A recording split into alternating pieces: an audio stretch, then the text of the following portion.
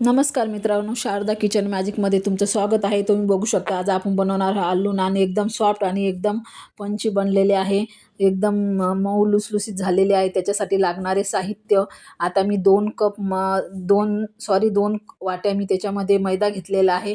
त्याच्यामध्ये थोडंसं नमक आणि साखर, तुम्ही साखरची पिसूनसुद्धा टाकू शकता आणि ते पूर्ण मिक्स करून घ्यायचं आहे आपल्याला. आणि आपल्याला त्याच्यामध्ये घालायचं आहे दही. आता मी 1 वाटी दही घेतलेलं आहे. तुम्ही मैदा 3 वाटी घेतला तर दही थोडं जास्त वापरा त्याच्यामध्ये. आता मी त्याच्यासाठी लागणारे साहित्य म्हणजे बेकिंग सोडा 2 चमच मी घातलेला आहे. आणि ते सोडा त्याच्यामध्ये घातल्यानंतर आपल्याला त्याच्यामध्ये थोडंसं तेलसुद्धा घालायचं आहे आणि ते पूर्णपणे असं चमचनं आपल्याला मिक्स करून घ्यायचं आहे. आता जेणेकरून ते छान फुललं त्याला पंच येईल. आता तुम्ही बघू शकता ते छान मिक्स झालेलं आहे. त्याच्यावर 2 मिनिटं आपण झाकण ठेवणार आहोत. नंतर तुम्ही बघू शकता त्याला किती छान पंच आणि किती छान फुललेलं आहे. आता जेणेकरून आपली नान एकदम सॉफ्ट आणि एकदम पंची बनते, म्हणून त्याच्यासाठी हे आपल्याला 2 मिनिटं झाकून ठेवावं लागते. आता तुम्ही बघू शकता असं हलक्या हाताने पूर्णपणे मिक्स करायचं आहे आणि उंडा एकदम छान मळून घ्यायचा आहे.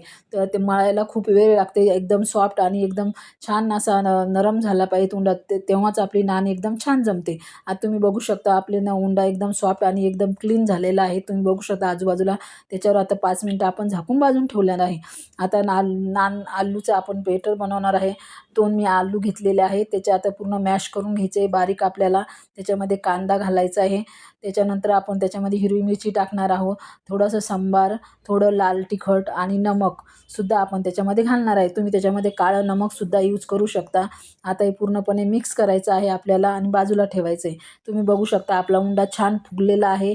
आता आपल्याला त्याचे छान छान असे गोळे बनवून ठेवायचे आहे. त्याच्यावरती थोडंसं मैदा घालून आपल्याला ते परत बाजूला झाकून ठेवायचं आहे. आता आपण आलू नान बनवायला सुरुवात करूया. तुम्ही बघू शकता उंडा असा घेतलेला आहे. त्याला असं छान असं गोल करून घ्यायचं आहे. मधामध्ये असं खड्डं पाडायचं आहे आणि त्याच्यामध्ये आपल्याला आलू घालायचे आहे. आता तुम्ही बघू शकता याला छानपैकी असं बंद करायचे, जेणेकरून आपली नान अशी फुटणार नाही आहे. तुम्ही बघू शकता असं एकदम बंद करून असं त्याला एकदम हलक्या हातानं असं प्रेस करायचं आहे, जेणेकरून जास्त जोर लावला की नान आलूच्याच मटेरियल बाहेर येते.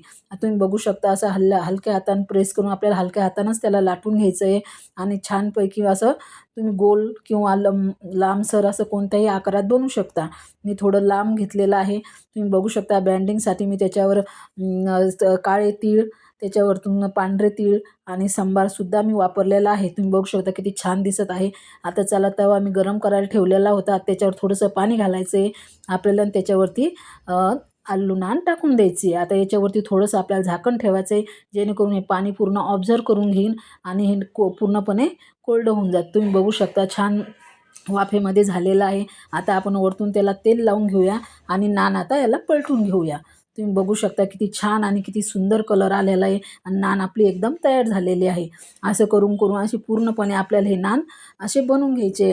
एकदम भारी लागतात खायला. तुम्ही चण्याच्या भाजीसुद्धा सोबत खाऊ शकता, पनीरसुद्धा सोबत यूज करू शकता.